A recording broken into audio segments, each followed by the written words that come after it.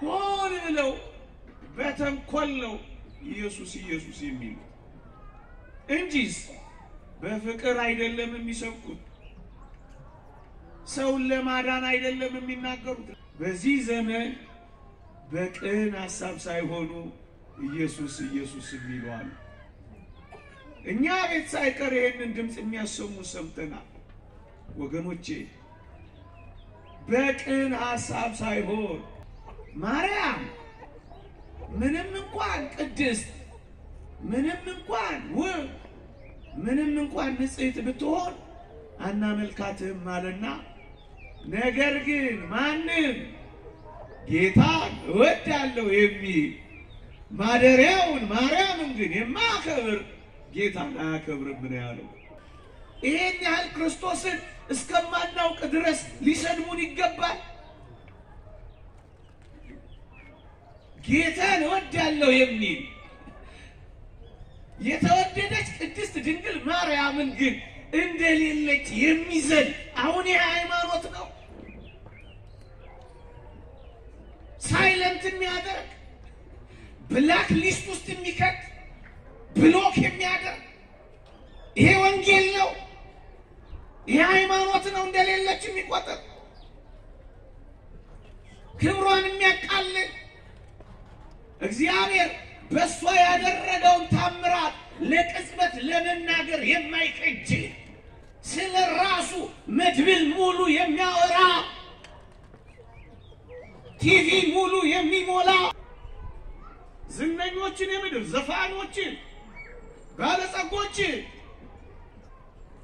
መሪዎችን ውብና ቆንጆ ሰልካኮችን መለሎችን ማንን ማየት ትፈልጋለህ? ማንን ማየት ትፈልጊያለሽ? ክርስትና እንደዚህ ነው። ሰፈሬ ወንዜ የኔ ሰው ስለሆነ ነው የኔ ሀገር ቋንቋት አረ የለም እንደዚህ ወላጆቻቸውን ትተው ነው የመጡት። እንኳን አይደለም መንደራቸውን አንተ የሥጋ ዘመዶቻቸውን አያውቁትም ንጹሃኑ። ደግሞ አንተ ጎትተህ ገና ልትቀጣቸው ነው እዚህ ሰፈር ውስጥ። ከቻላችሁ እንደ ንጹሃኑ እንደ ቅዱሳኑ አባቶቻችን ሁሉልኝ እና አቡነ ሰላማ በረከታቸው ይደርብንና ከየት ሀገር ነው የመጡት ሲሏቸው ይዘገንናቸው ነበር አሉ።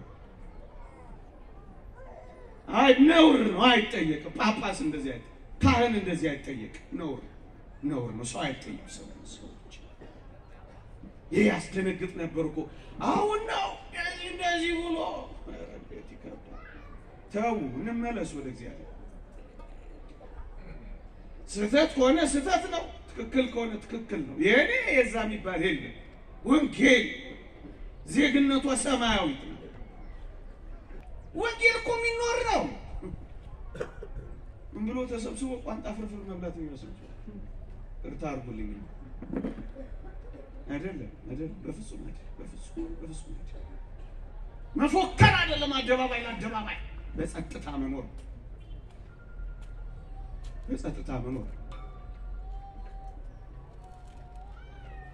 ስለ ክርስቶስ ያወራል። ቅዱሳንን እየጠሩ የተወደደች ቅድስት ማርያምን እየናቁ እንደሌሉ እየቆጠሩ ከሰማያዊው አንድ ከሆነች ህብረት እያባረሩ ኢየሱስ ማለት የለም። ይሄ ከሆነ ስለ ኢየሱስ መስበክ ሳይሆን ማውራት ወሬ ነው። ስለ ክርስቶስ ያወራል። ወመንፈስ ቅዱስ አሐዱ አምላክ አሜን። ክርስቶስ ተንሥአ እሙታን አሰሮ ለሰይጣን ሰላም ኮነ አሜን። ስለ ክርስቶስ ያወራሉ።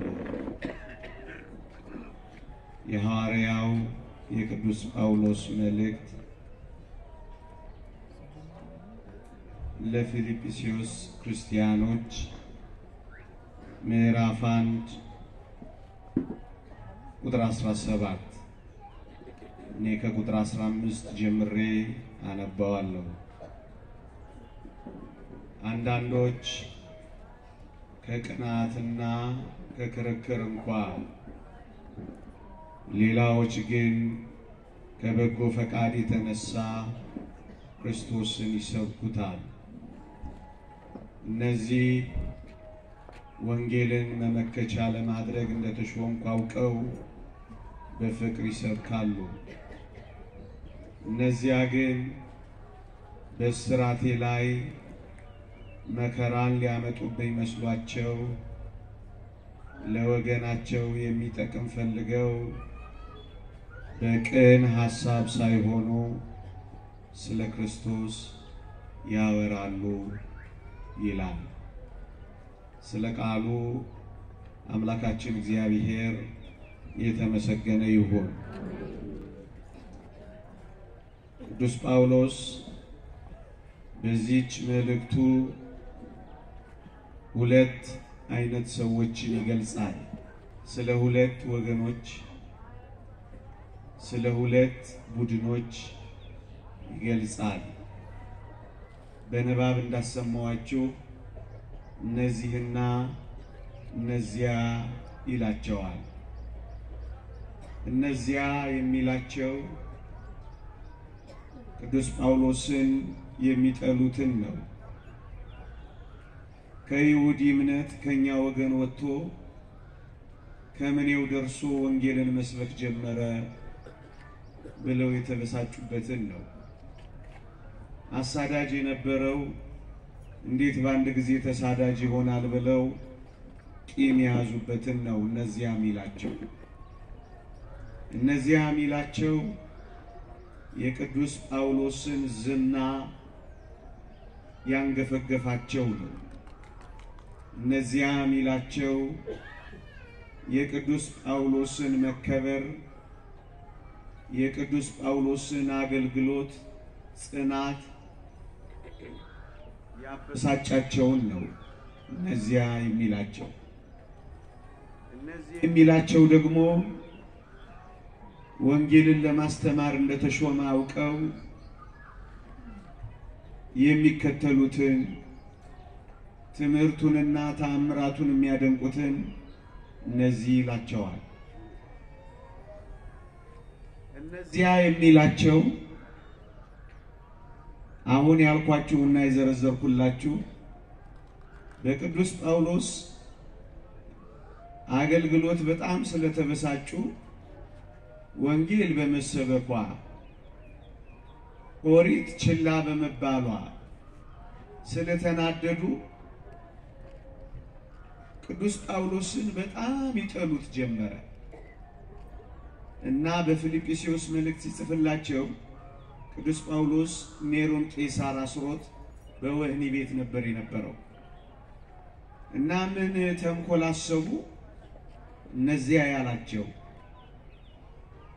ወንጌል በመሰበኳ የምስራች በመነገሯ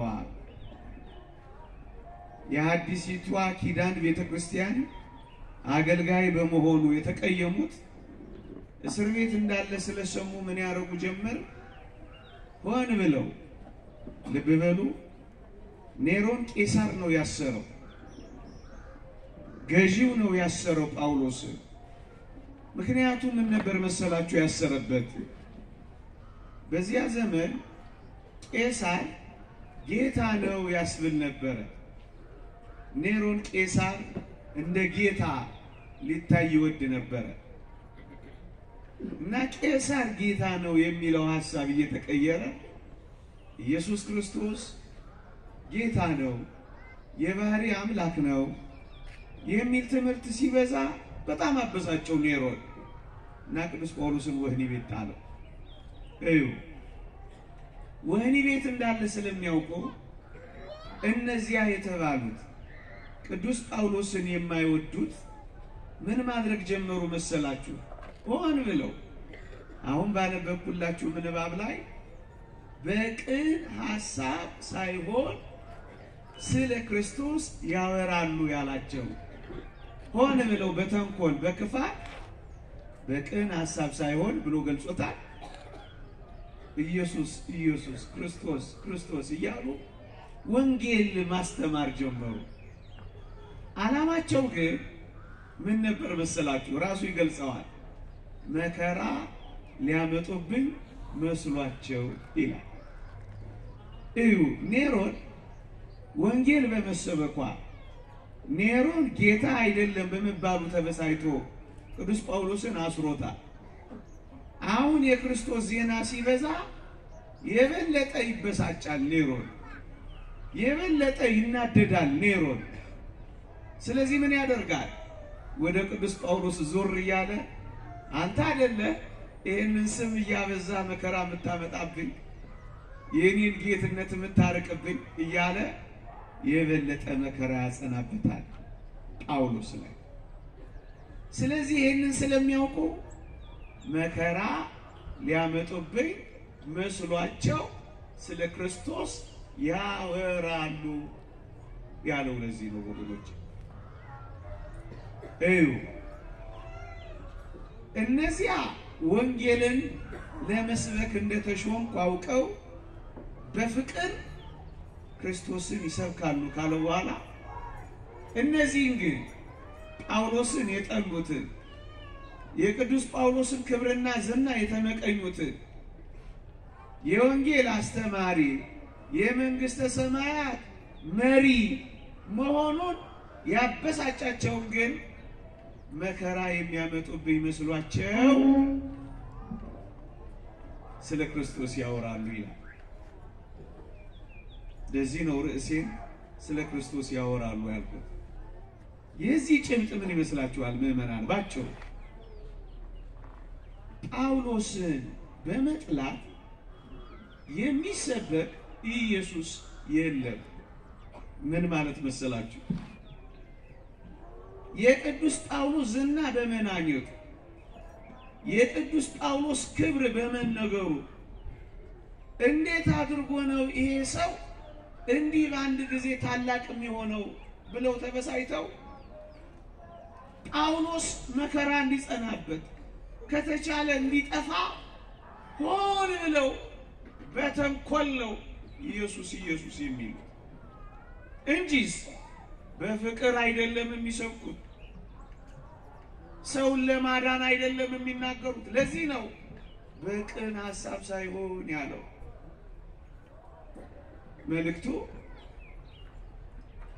የቅዱስ ጳውሎስን ዝናና ክብር በመጥላት እንዳይነገር በመፈለግ በዝና የቀንተው በክብር ተመቅኝተው ደግሞ መጥፋቴን ተመኝተው ኔሮን ቄሳር መከራ አብዝቶብኝ እንዲገለኝ ፈልገው በቅን ሐሳብ ሳይሆን ስለ ክርስቶስ ያወራሉ አላቸው። ስለ ክርስቶስ እኮ ይናገራሉ ግንስ ያወራሉ ነው ያለው። ኢየሱስ ኢየሱስ ይላሉ እኮ ግንስ ያወራሉ ነው ያለው። ይሰብካሉ አላለ። ይሄ ምን ይመስላችኋል ወገኖቼ? ቅዱሳንን በመጥላት የቅዱሳንን ትምህርት ከመስማት ከመበሳጨት ስለ ቅዱሳን ክብር አይነገር በማለት ቅዱሳን በቤተ ክርስቲያን እንዳይታሰቡ ጭራሽም እንዳይዘከሩ ጭራሽም ዜና ሕይወታቸው እንዳይናኝ በመፈለግ በዚህ ዘመን በቅን ሐሳብ ሳይሆኑ ኢየሱስ ኢየሱስ የሚሉአሉ። እኛ ቤት ሳይቀር ይሄንን ድምጽ የሚያሰሙ ሰምተናል ወገኖቼ። በቅን ሐሳብ ሳይሆን ወገኖቼ ስለ ክርስቶስ የተጋደሉትን እንደ ዛሬዋ ሰማይት ያሉትን እንዳይነገሩ እንዳይዘከሩ እንዳይከበሩ እንዳይመሰከሩ ዝናቸው እንዳይናይ ለክብራቸው ምስክርነት እንዳንሰጥ ዝም እንዲባሉ በመፈለግ ሆን ብለው በቅን ሐሳብ ሳይሆን ስለ ክርስቶስ ይሰብካሉ አይደለም የሚባሉት እነዚህ ያወራሉ ነው የሚባለው። ወሬ ነው የሚለው ቅዱስ ጳውሎስ ወገኖች፣ ወሬ ነው ወገኖች። ቅዱሳንን በመሰወር ወይም ስለ ቅዱሳን እንዳይናገሩ በማድረግ የሚሰበክ ወንጌል ምን አይነት ወንጌል ነው ወገኖቼ? ወንጌል የተገለጠው በሰማዕታት ተጋድሎ አይደለም። ወንጌል የተገለጠው በምስክሮቹ ትጋት አይደለም። ሰናይ ገሪሆሙ ለእለ ይዜኑ ሰናይ ዜና፣ የምስራችን የሚያወሩ እግሮቻቸው እንዴት ያማሩ ናቸው ብሎ እግሮቻቸውን እስኪያደንቅ ድረስ ከጫፍ ጫፍ ገስግሰው ስለ ወንጌል የተጋደሉ እኒህ ምስክሮቹ አይደሉም ወገኖቼ? እስኪ አስቡት። ወንጌልን መቀበል፣ ኢየሱስ ክርስቶስን መቀበል ቅዱሳንን ገሸሽ ማድረግ ይመስላችኋል? የምር እንነጋገር እስኪ። ወንጌል እንደዚህ አላለም። እናንተ የጣለ እኔ ጣለ አላለም። ቅዱሳንን በመጣል የሚከብር ጌታ ያለ ይመስላችኋል? ወገኖቼ እኛ እኮ ክርስቶስን ይበልጥ እያወቅን የመጣ ነው ለክርስቶስ ባሳዩት ፍቅርና ተጋድሎ ሰማዕታትንም ጭምር እኮ እያየን ነው። እንዴት ቢወዱት እንደዚህ ሞቱለት፣ እንዴት ቢያፈቅሩት እንደዚህ ተጋደሉለት፣ እንዴት አድርገው በበረሃ መነኑለት፣ እንዴት አድርገው ዋዕዩን ቻሉለት፣ እንዴት አድርጎ ገባቸው፣ እንዴት አድርጎ ተረዳቸው እኮ ነው የምንለው ወገኖቼ። ኤጲፋንዮስ የተባለ ታላቅ አባት እንዲህ አለ ስለ እመቤታችን ሲናገር፣ ማርያም ምንም እንኳን ቅድስት፣ ምንም እንኳን ውብ፣ ምንም እንኳን ንጽሕት ብትሆን አናመልካትም አለና፣ ነገር ግን ማንም ጌታን እወዳለሁ የሚል ማደሪያውን ማርያምን ግን የማያከብር ጌታን አያከብርም ነው ያለው። ቅዱሳንን መጣል ኢየሱስን የማክበር መገለጫ የሆነው ከመቼ ጀምሮ ነው?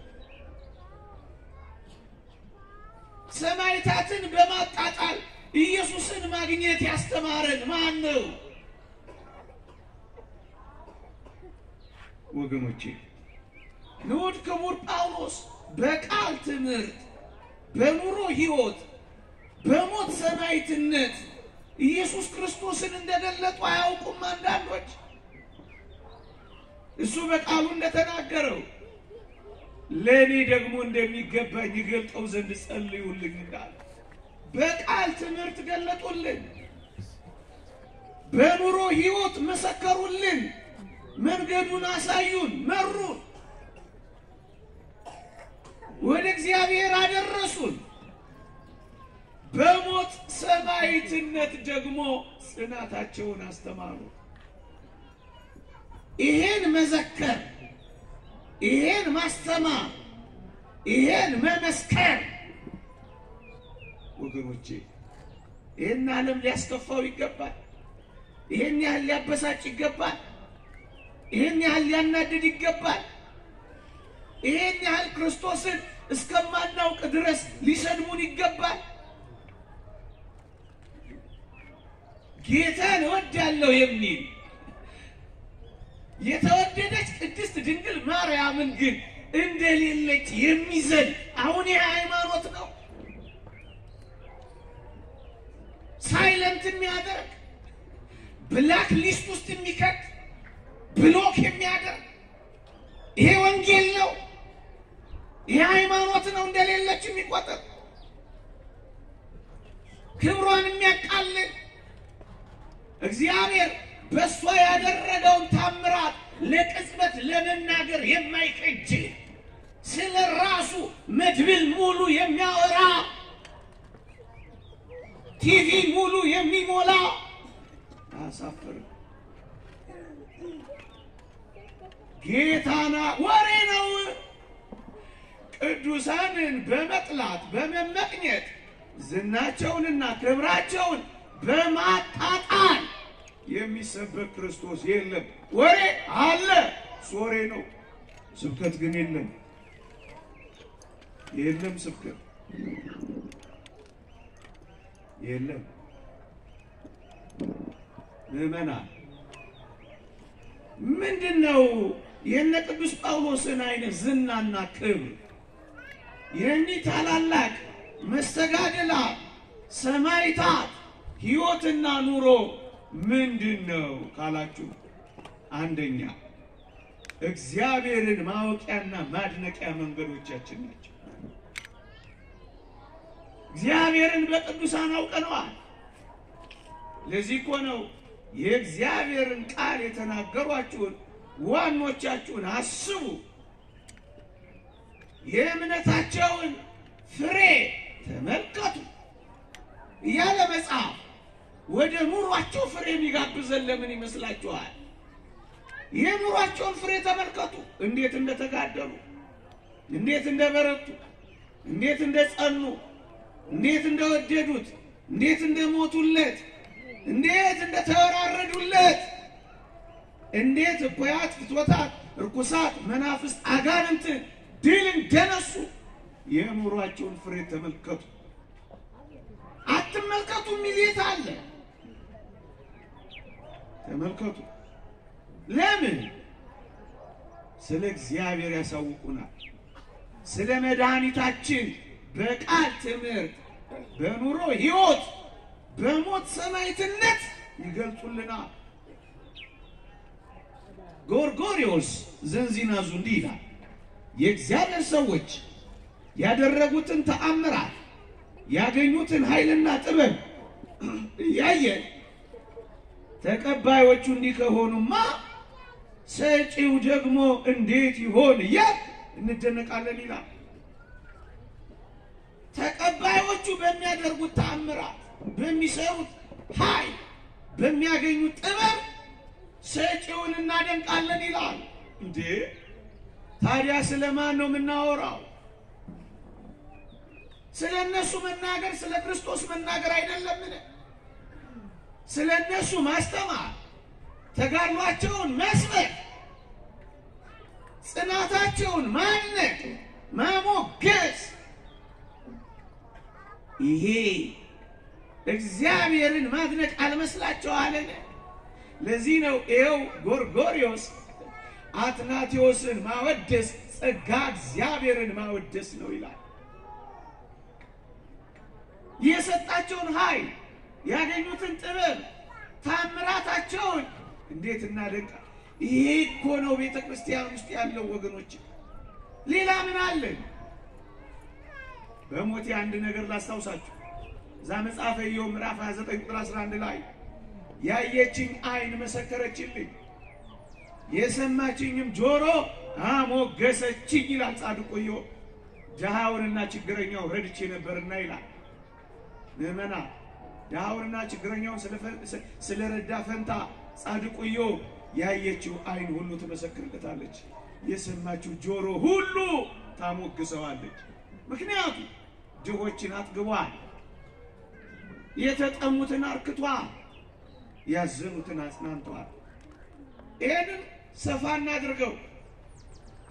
የወንጌል ረሃብተኞች የሆነውን እኛ በወንጌል ያጠገቡት፣ ፍቅሩን ተጠምተን የነበርነውን በወንጌል ፍቅር ያረኩን ወገኖቼ በረሃ ለበረሃ እየተንከራተቱ ስለ ሰው መዳን ሰውነታቸውን እንኳን ሳይቀር ለወንጌል ፍቅር የሰጡ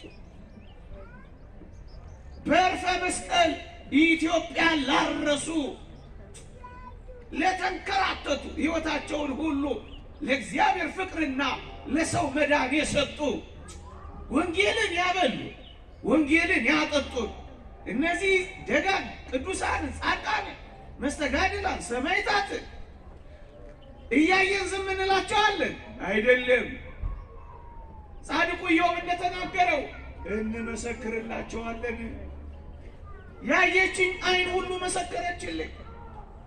ይሄን ምስክርነት ቤተክርስቲያን እንድትነፍቅ ይፈልጋሉ። ደግሞስ የሰማችኝም ጆሮ ሁሉ አሞገሰችኝ ይላል።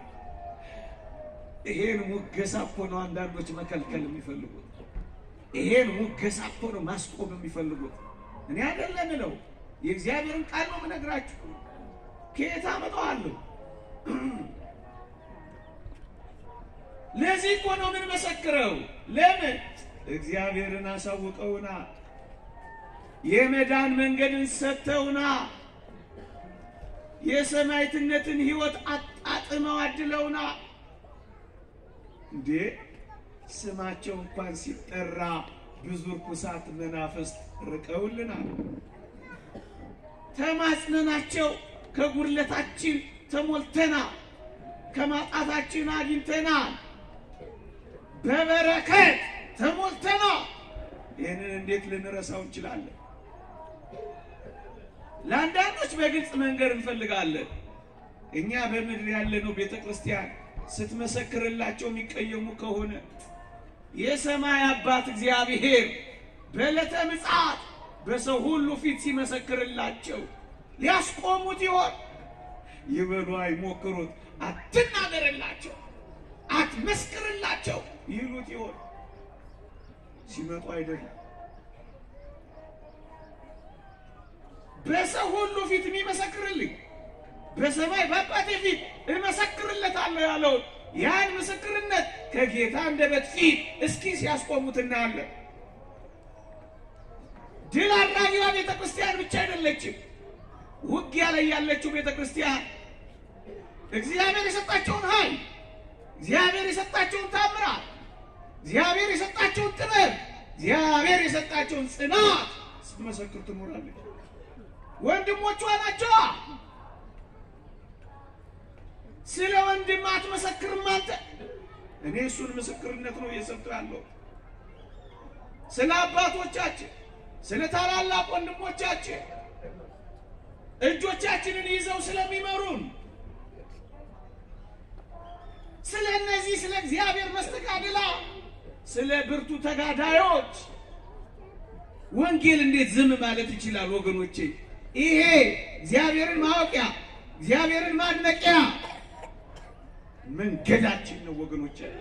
ይሄን በማድረጋችን ኢየሱስ ክርስቶስን የበለጠ እናውቀዋለን፣ የበለጠ እንሰብከዋለን፣ የበለጠ እንጸናለን፣ የበለጠ እንረዳለን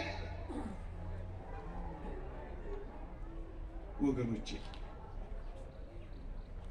ሁለተኛ አምላካችን ኢየሱስ ክርስቶስን የምናይባቸው የምናውቅባቸው መስታወቶቻችን ናቸው።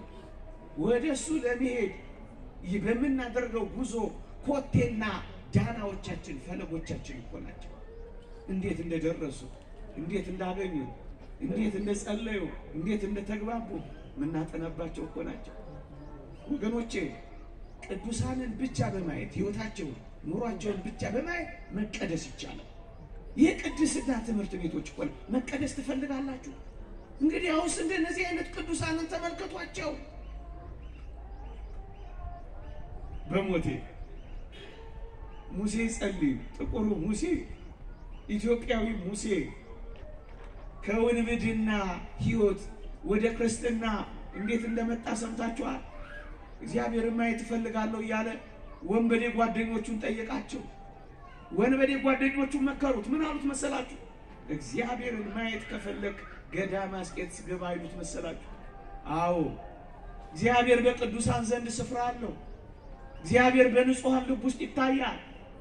እግዚአብሔር በተጋዳዮቹ ሕይወት ውስጥ ይነበባል። እግዚአብሔር በእነዚህ ቅዱሳን ሕይወት ውስጥ የማይወላገድ የማይደበዝዝ ፊደል ሆኖ ይጠናል።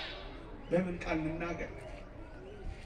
እግዚአብሔርን እናነበዋለን፣ እግዚአብሔርን እናጠናዋለን፣ እግዚአብሔርን እንተዋወቀዋለን።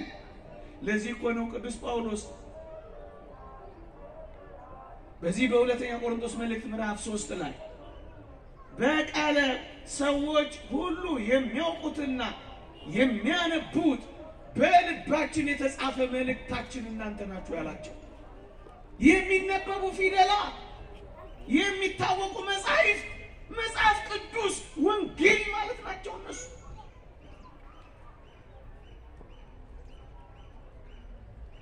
እና ሙሴ ጸልይ ገዳም አስቄጥስ ግባ አሉት፣ መከሩት።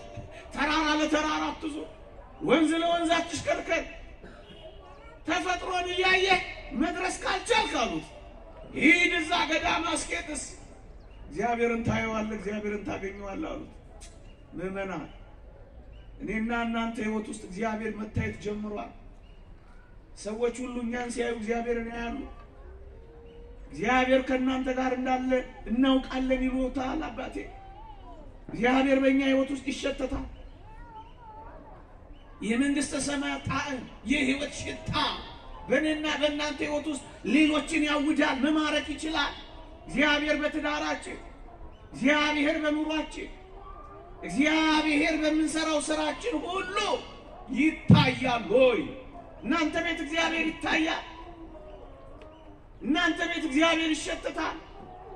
እናንተ ሕይወት ውስጥ እግዚአብሔር ይታወቃል። ሆይ ዘፈን ወይስ መዝሙር ነው የምታስተዋውቁት? ንጽህናን ወይስ ርኩሰትን ነው የምታስተምሩት? ጭምትነትን ነው ተናጋሪነትን ነው እናንተ የምትናኙት? ክርስቶስን ነው ቤልሆርን ነው ለዚህ ዓለም የምታስተዋውቁት እናንተ? ዛተም ትንቢተ ዘካርያስ ላይ እንዳለው እኮ ነው 10 አይሁዳውያን የአንዱን አይሁዳዊ ቀሚስ ይዘው ይላል እግዚአብሔር ካንተ ጋር እንዳለ ሰምተናልና አብረን እንሄዳለን ይሉታል ይላል። ጃኬትን ይዙታል ወንድሜ። እግዚአብሔር ካንተ ጋር እንዳለ እናውቃለን ይሉሃል። እግዚአብሔር ካንቺ ጋር እንዳለ እናውቃለን ይሉሻል። ቀሚስሽን ይዙታል። ካባዎትን ይዘዋል። አባቴ ይያዛሉ። ቀሚሳችን ይፈውሳሉ። ነጠላችን ተውት አይፈውስ። ቢያንስ እግዚአብሔር ጋር ያደርሳል ወይ?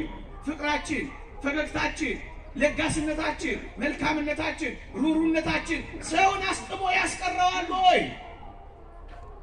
ዝም ብሎ ፀሐይ ነው የምንመታው? እኛም ዝም ብለን ነው የምንጮኸው? ዝም ብለን ነው በቅዳሴ ሰዓት የምንቃጠለው? ይታያል ወይ? ገዳም አስቄጥስ ግባ እግዚአብሔር ማየት ከፈለህ ገባ። በጣም ይገርማችሁ ሰይፉን ይዞ እኮ ነው የገባው።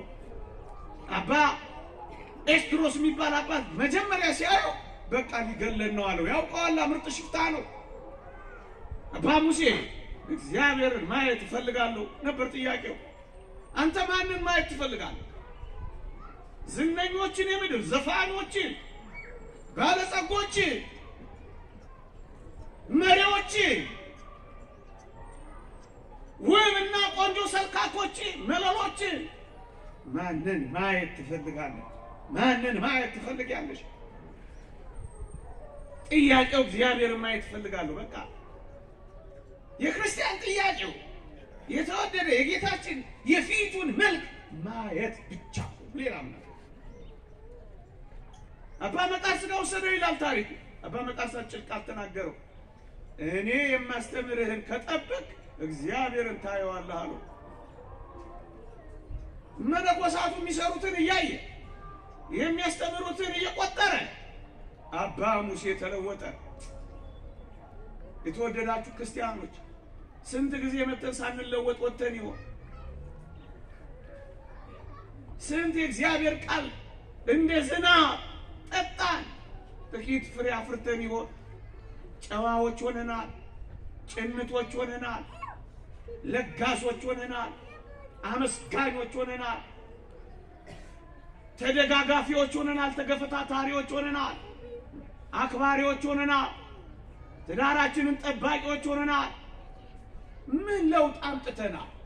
የኃጢአት ሰይፋችንን ጥለናል፣ ስካራችንን ጥለናል፣ ሱሳችንን ጥለናል፣ ሐሜታችንን ጥለናል። ምን ጣል ለውጥ?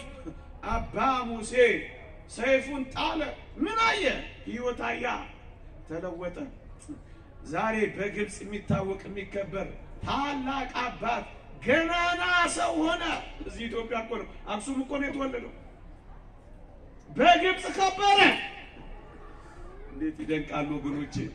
ክርስትና እንደዚህ ናት። ሰፈሬ ወንዜ የኔ ሰው ስለሆነ ነው የኔ ሀገር ቋንቋት አረ የለም እንደዚህ ወላጆቻቸውን ትተው ነው የመጡት። እንኳን አይደለም መንደራቸውን አንተ የሥጋ ዘመዶቻቸውን አያውቁትም። ንጹሃኑ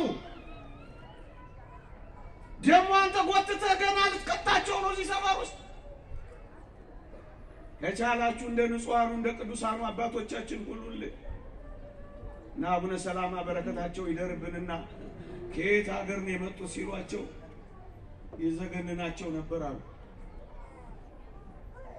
አይ ነውር ነው አይጠየቅም። ጳጳስ እንደዚህ አይጠየቅ፣ ካህን እንደዚህ አይጠየቅ። ነውር ነው። ሰው አይጠየቅ። ሰዎች ይሄ ያስደነግጥ ነበር እኮ። አሁን ነው እንደዚህ ብሎ ረቤት ይከብዳል። ተው እንመለስ ወደ እግዚአብሔር። ስህተት ከሆነ ስህተት ነው፣ ትክክል ከሆነ ትክክል ነው። የኔ የዛ የሚባል የለም። ወንጌል ዜግነቷ ሰማያዊት ነው። አባ ሙሴ ተቀየረ። ምን አይቶ? ሕይወት አይቶ ነው። መስታወቱ ታሳየ። በጣም ይደንቃችሁ ይሄ ሰው በርበራውያን ገዳሙን ለማጥፋት ሲመጡ አባ ሙሴ መጨረሻ ቃል ተናገረ። ምን አለ? ስጠብቃት የቆየሁት ይቺ ቀን ደረሰች ብሎ በሰማዕትነት ሕይወቱን አጠናቀቀ። በረከቱ ይደርብን። ገዳም ውስጥ እግዚአብሔርን አየው። እግዚአብሔርን አሳየው። ክርስቲያኖች አንዳችሁ ለአንዳችሁ እግዚአብሔርን እንደ መስታወት እያብለጨለጫችሁ ማሳየት ነው ስራችሁ። እኛም እንደሱ ነው ስራችን። የሕይወት ሽታ የመዓዛ ሽታ ኖሮን እናንተ በዚህ የመዓዛ የሕይወት ሽታ ልናውድ ነው ክርስቲያንና አገልጋዮች የሆኑ እግዚአብሔርን እናይባቸዋል። በደንብ ካያችኋቸው ለዚህ እኮ ነው ቅድስት አርሴማ ቅዱሳንን ሁሉ ምናየው የኖሯቸውን ፍሬ በገድላቸው በስንክሳራቸው በተአምራታቸው የምንመለከተው ለምን ይመስላችኋል? መስታወቶቻችን ስለሆኑ እኮ። ሌላ ምን አለ? አባ መቃርስ ጋር የሄዱ 3 ሰዎች በጥያቄ ያጣድፉታል። ሁለቱ በጥያቄ ያጣድፉታል። አንዱ ዝም ብሎ ጥያቄ ጠይቀው ዝም ብሎ ሕይወቱን አኗኗሩ መልሱን ብቻ ይሰማል። ከብዙ ጊዜ በኋላ አባ መቃርስ አንደኛውን ጠየቀው። እነዚህ ሁለቱ ጥያቄ ጠይቁኛል፣ አንተ ምን ነው ማጠይቀኝ አለው አሉ። ያኛው ብላቴና ምን አሉ? አባ መቃርስ ሆይ ለኔ አንተን ማየት ብቻ በቂ ነው፣ መልሴ ነህ አለው። ክርስቲያን መሆን ትፈልጋላችሁ? ቅዱሳን የኖሩበትን መንገድ ተመልከቱ። ክርስቶስ ጋር መኖር ትፈልጋላችሁ? እንግዲያውስ ይህንን ዳናና ኮቴ ፈለግ ተከትላችሁ ሂዱ። ምሳሌውን ትቶልን አልፏል። እሱን ይዘው ተከትለው ያለፉትን ተከተሉ። እሱን ነው እኮ የኑሯቸውን ፍሬ ተመልከቱ የሚለው። ሌላ ምንድን ነው? ይሄን አትናገሩ፣ ይሄን አትመስክሩ፣ ይሄን አታስተምሩ፣ ይሄ የለም ይጥፋ ማለት ግን የተወደዳችሁ ክርስቲያኖች ስለ ክርስቶስ ማውራት ነው፣ መስበክ አይደለም። ሶስተኛ ትምህርቴን ላጠላቅ ወገኖች፣ እንደነ ቅዱስ ጳውሎስ ያሉ መስተጋድላ ቅዱሳን ንጹሃን ሰማዕታት ለምንድን ነው እግዚአብሔር የሰጠን ካላችሁ አጭር ቃል የእግዚአብሔር የፍቅሩ መገለጫዎች እኮ ናቸው። እንዴት እዩ። እኔና እናንተ ለእግዚአብሔር በእጅጉ አልቀናል። ጥልቅ የሆነ መንፈሳዊ ሕይወት የለንም። መንኖ ጥሪትም ትጋ ሌሊትም ይጎለናል፣ ባዶ ነን። እናስ የእግዚአብሔር ፍቅር በዚህ ውስጥ ምንድነው ካላችሁ ሆይ ቅዱሳንን በማሰብ በመዘከር በማገዝ በመርዳት እግዚአብሔር የሚሰጠውን ዋጋ መካፈል ነው።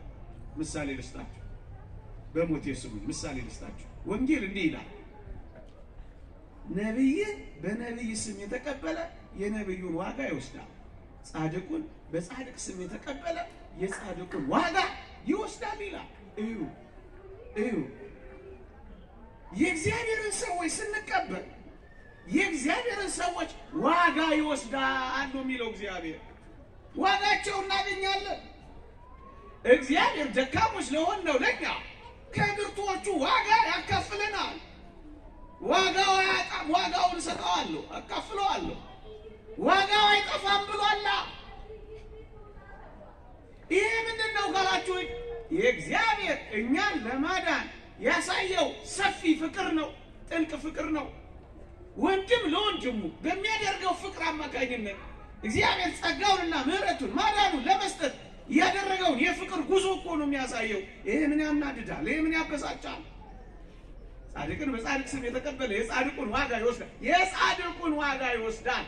እግዚአብሔር ነው የተናገረው። ይሄ ምን ያስቆርፋል? ይሄ ምን ያበሳጫል? ይሄ ምን ያናድዳል? ይሄ እኮ እግዚአብሔር የማዳኑ ሰፊው እድል ነው። የተከፈተ የማዳን በሩ እኮ ነው። ምሳሌ ልስጣችሁ። ይሄ በምድር ላይ እኮ አለ። ለምሳሌ ሁሉ ጊዜ ምሳሌ ጠቅሳለሁ ትምህርት አስተምር። ኃይለ ገብረስላሴ 27 ወይም 28 ሪከርዶችን ሰብሯል። ሁሉ ጊዜ ግን እሱ ሲያሸንፍ አብሮት አንድ ሰው አብሮት ይሸለም ነበር።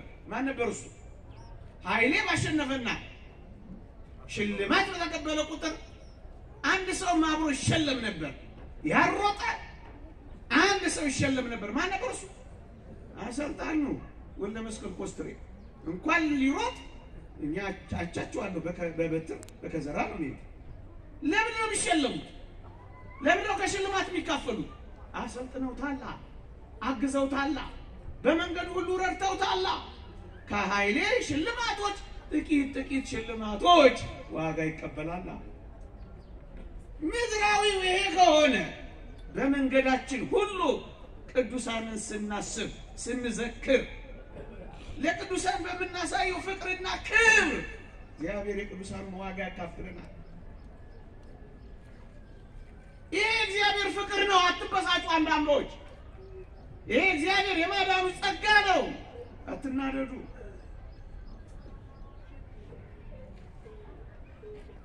የጻድቅ ደሞዝ ለሕይወት ነው አይደል መጽሐፍ ቅዱስ? ዋጋው አይጠፋበትም አለ አይደል? ዋጋው ደሞዝ ነው። ይሄ ዋጋ ለምንድን ነው የሚጠቅመው ካል የጻድቅ ደሞዝ ለሕይወት ነው፣ ለመዳን ነው እንጂ ሌላ ለምን ይጠቅመናል ታዲያ ጎበዝ?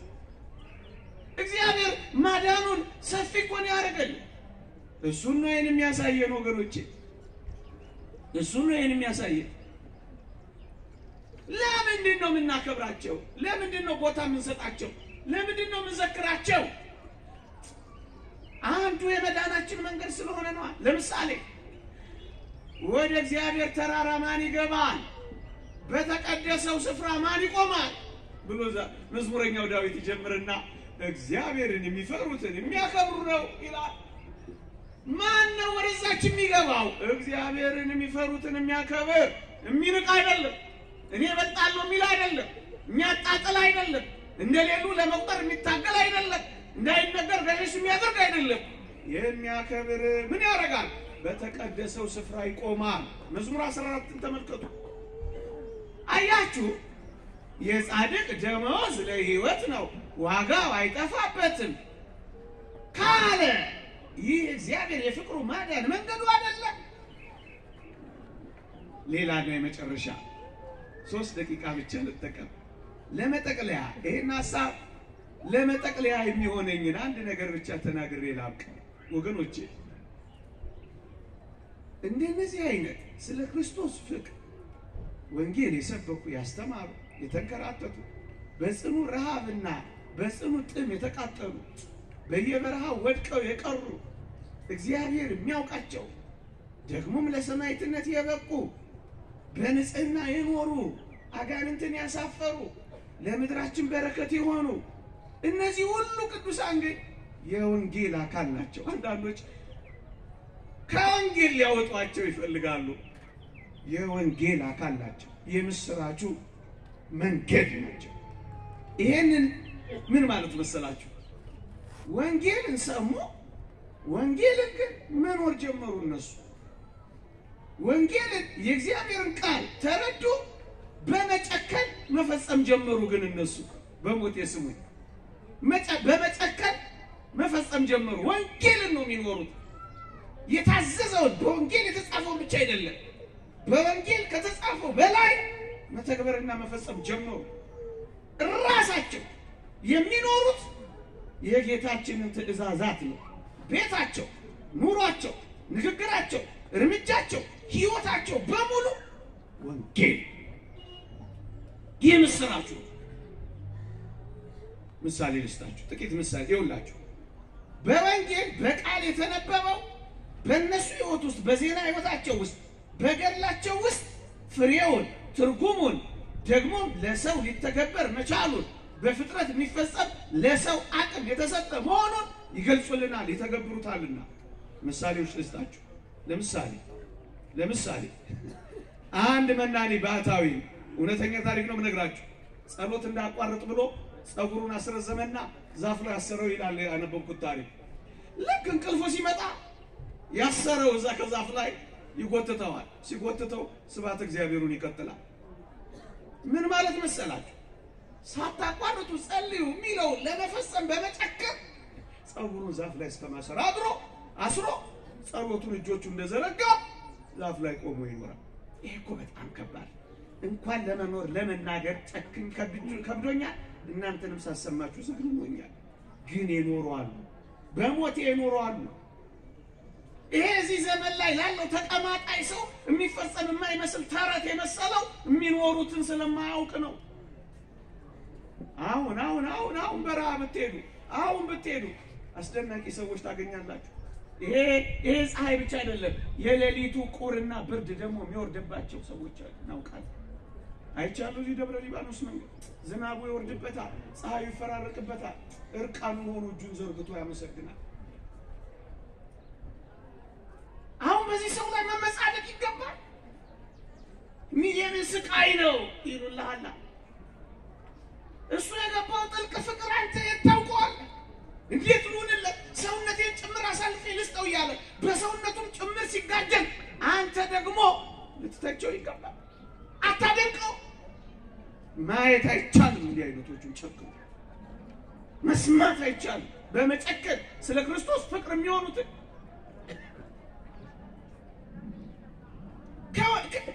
በምን ቋንቋ እንናገረው? ጥልቅ ፍቅር ሲገባቸው እንዴት እንደሚሆኑ እኮ አታወቅም። እንደ እብድ ሰው ላለው እኮ የሚሆን አቃጠላቸው። ፍቅሯ በረሃ ወሰዳቸዋል። ብቻቸውን አኖራቸዋል። ምግብ አስተዋቸዋል። አሁን እነዚህን ሰዎች እንደው እንዲያና እንዲህ እየተቀማጠሉ ማማትና እንደሌሉ መቁጠር ወንጀል አይደል? በሞቴ ስለ ስምዖን ጫማ ሰፊው መነጋገር ስለ ወንጌል መነጋገር አይደለም። ጌታ በወንጌል ምንድነው ያለው? የሰናፍጭ ቅንጣት ታክል እምነት ካለ ይሄን ተራራ ተነቅለ ወዲያ ሂድ ብትለው ይሆናል አለ። አሕዛብ ይሄን ጥያቄ ጠየቁ። አንድ እግዚአብሔር ሰው ተገኘ መንደር ውስጥ ስምዖን የሚባል። ከፈለጋችሁ አሁን ሂዱና የሞቃጣንን ተራራ ቼክ አድርጉት። ግብጽ ውስጥ ተረት አይደለም እናወራው። ጎርጎርዮስ ዘኑሲስ ስለ እህቱ ማክሪና ሲናገር ያደረገችው ታምር የሰራችውን ስራ ለአንዳንዶች ብነግራቸው ተረት ስለሚመስላቸው አላወራላቸውም ብላ አንነግራቸውም።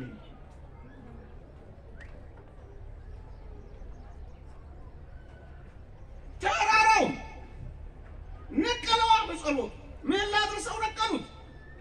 ይሄ እኮ ወንጌል ነው። ወንጌል ያለውን በተግባር እኮ ነው የገለጸው። የወንጌል አካል ናቸው። ስለነሱ መስበክ ወንጌልን መስበክ ነው። ስለነሱ ማስተማር ወንጌልን ማስተማር ነው። ስለነሱ መመስከር ወንጌልን መመስከር ነው። የወንጌል አካል አይደሉም? ምን ወንጌል ማለት ምንድነው? እንደነሱ መጮህ አለብን? እንደነሱ ማበድ አለብን? እንደነሱ ገፍ ዝቅ አድርገን መነጋገር አለብን? እንደነሱ መንፈራፈር አለብን?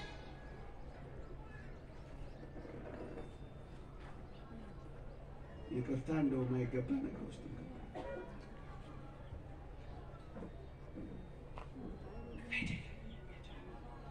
ወንጌል ይምጭ እዩት። ወንጌልን በእጃችሁ እዩት። የቅዱሳን ሕይወት ውስጥ ስለ ስምዖን ጫማ ሰፊ መነጋገር ስለ ማቴዎስ ወንጌል ምዕራፍ 17 መተረክ ማለት ካልሆነ ሌላ ምንጭ ይሄው ተከበረው።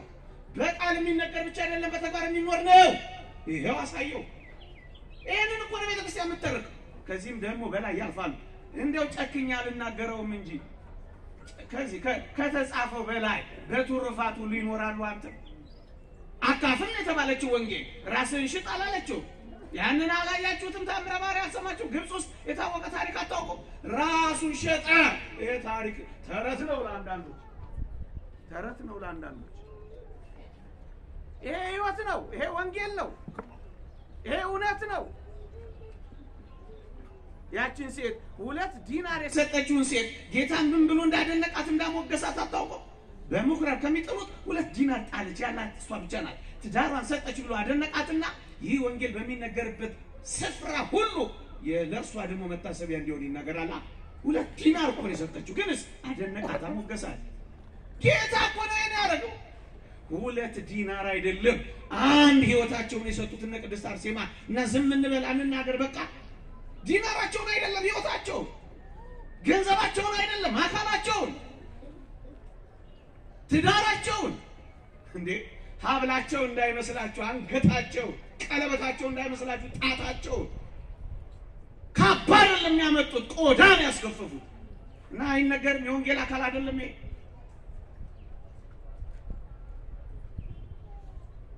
ሌላ ወንጌል ምንድን ነው? ወንጌል እኮ የሚኖር ነው።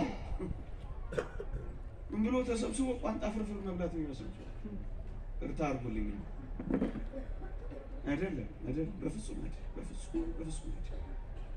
መፎከር አይደለም፣ አደባባይ ለአደባባይ በጸጥታ መኖር፣ በጸጥታ መኖር። ስለ ክርስቶስ ያወራሉ።